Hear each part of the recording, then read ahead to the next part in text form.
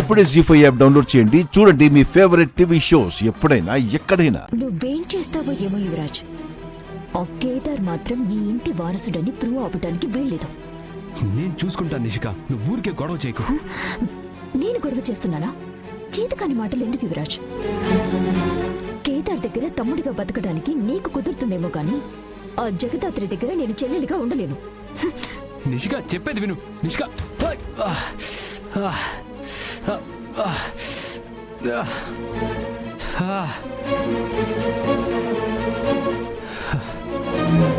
ఏమండి బాగున్నారా? బాగున్నాం బాబు.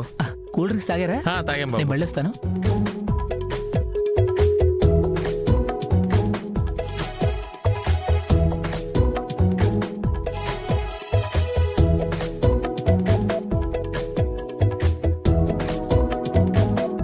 వీళ్ళని ఎవరు పిలిచుండారమ్మి? నేనే పిలిచాను.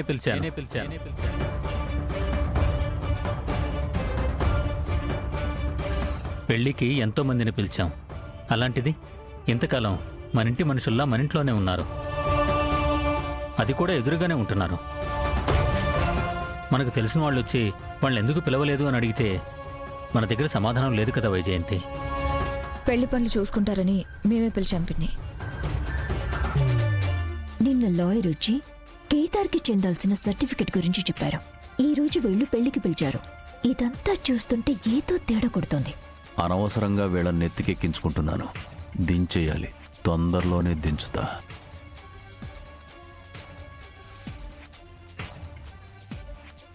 అక్క, మాధురి ఎక్కడుంది? లోపలుంది కేదార్.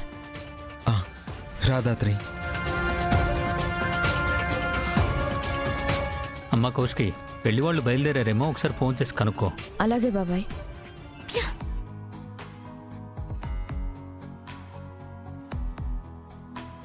మాధురి,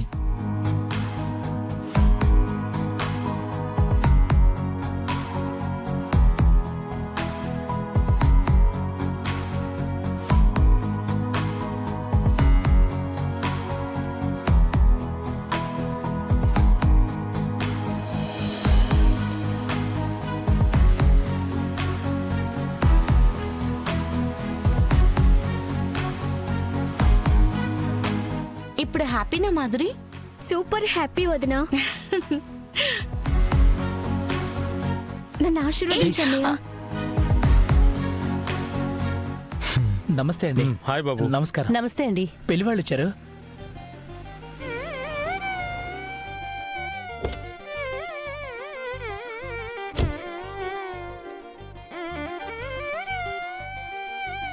మావయ్య, పెళ్లి వాళ్ళు వచ్చారు. అమ్మా నిష్క, యువరాజ్ని తీసుకురా. వాళ్ళ బావగారి కాళ్ళు గడిగి లోపలికి ఆహ్వానించాలి. అలాగే మావి గారు. యువరాజ్, పెళ్లి కొడుకు వాళ్ళు వచ్చారు. కాలు కడగటానికి నిన్ను రమ్మంటున్నారు. కేదార్, పెళ్లి వాళ్ళు వచ్చారంట. కూర్చో. కూర్చో. రా. జీ5 యాప్ డౌన్లోడ్ చేసి అన్ని ఎపిసోడ్స్ పూర్తి ఉచితంగా చూడండి.